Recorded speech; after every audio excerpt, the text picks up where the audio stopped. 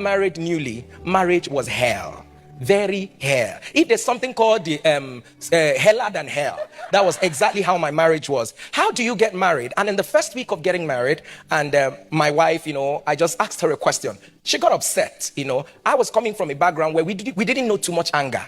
So, but I got married to a woman who knew the definition of anger, and I asked her a question, and it was in the kitchen, and she was lining up teacups and saucers and all that. I'm telling you, something real, something very, you can't even tell. I've never seen that type of thing before. And I asked her a question, very simple question. I can't remember what I asked, but my wife, in one hand, she just moved all the cups and all the plates, and they fell on the ground. Guam, guam, guam, guam, guam, guam, guam.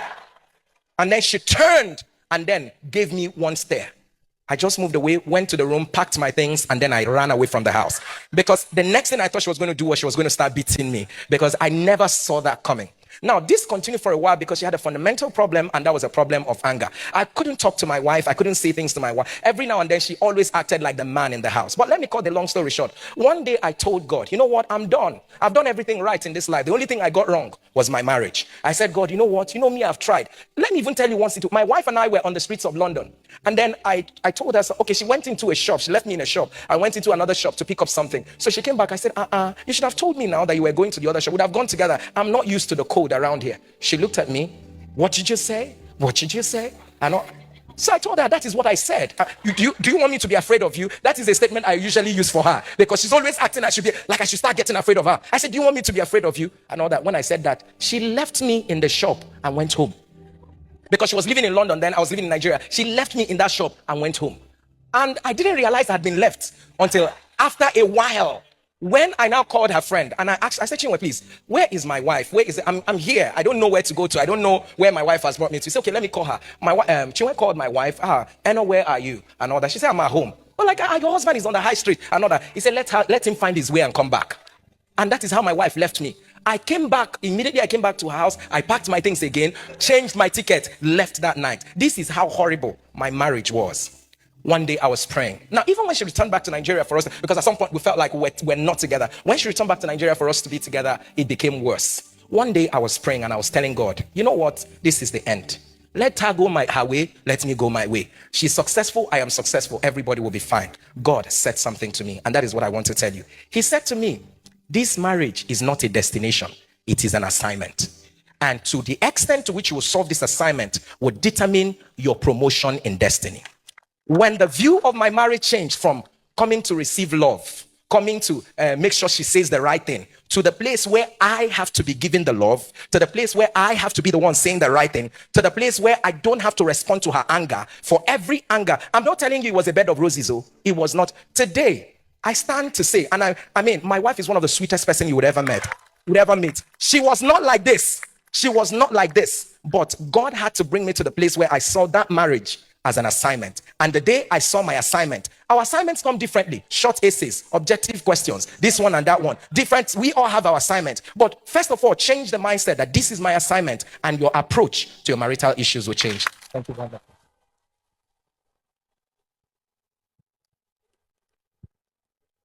But I've also seen a couple of comments everywhere that people are saying that you should not follow his advice, staying in an abusive marriage.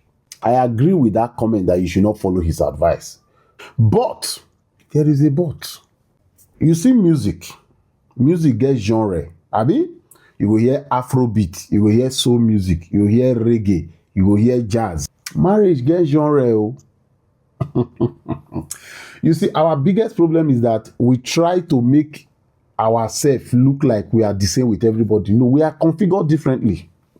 Now, the first question is, if you notice, he said, just that time when you won't call him quit and say, God, I not do again. Now God tell and say, this marriage na assignment. Now, so first off, label is very key. That's why I started with music. It is how the kind of music you make that determines the label that your music carry, that eventually becomes your genre. So the kind of marriage you are in, if you were to label it, what will be the label? You see the kind of marriage where Pastor Jerry is a marry. God reminded him that his marriage wasn't a partnership. When I hear people say my marriage is a partnership, my own is not a partnership. My own is a vocation. Yes. And anything vocation comes with a cross to carry. And before you get too excited, the question you will ask yourself, this character that this your husband or this your wife is portraying, you sure say you don't know him before you marry? I want to believe the love was too much for you to ignore the downside. Too much love now it choke you, will make you no pay attention to this thing where they pepper you today. So why is it that now that you have married, all of a sudden, that thing is now too much, is now overwhelming, it don't pass love?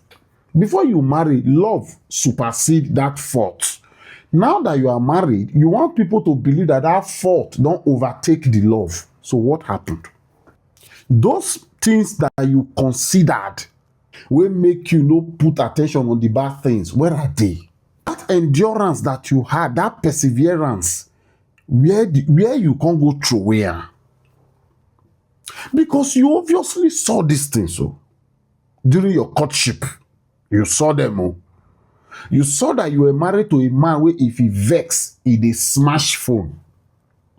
You saw that you were married to a woman where if she vex, she is likely to take her bag and say, I'm leaving. You saw that you were married to a man where if he vex, he know they chop your food. You saw that you were married to a woman where if he vex, she is likely to keep mute for good 4 days without engaging you. But there was just something good about that person will make you say, in spite of all these bad things, now you. People called your attention to these bad things. Your friends, your siblings, your parents, even people who know the girl kept telling you, oh boy, you sure say you fit handle this behavior. Oh girl, you sure say you fit handle this behavior. You damned all of them and went into it. So how come now that it has been consecrated before men and God, all of a sudden your patience don't go, endurance don't go, understanding don't go, all the blind eye where you turn, your eye don't open, all of a sudden you don't wise? Why? Now that brings us to that expression that they say marriage is an eye opener. But now that your eyes are open, it is not open for you to stop tolerating the person. No. It is open for you to know that what you now have is too good for it not to be attacked. Those things used to be like a red flag, right? Now it's looking like an attack. You now need to now start seeing them as an attack on your marriage. And what do you do when people attack you? What do you do when things attack what you cherish the most, what you worked hard for, what you've always wanted to have? What do you do? Like maybe you work hard to get master's degree, you work hard to get a job in presidency, you work hard to build a house in a choice location, and you notice that attacks are coming. What do? You stand and fight. From the minute Pastor Jerry Eze realized that this was an attack on his home, this was an attack on his union, this was an attack on his calling as a husband, he stood up and started attacking the attacker. You see that thing where they attack your wife, where they attack your husband. You see that spirit of syphilis. You see that spirit of loose tongue. You see that spirit of sheer disregard. You see that spirit of nonchalance. You see that spirit of you not appreciating the good side and always being triggered by the bad side. You will attack it. You will fight it.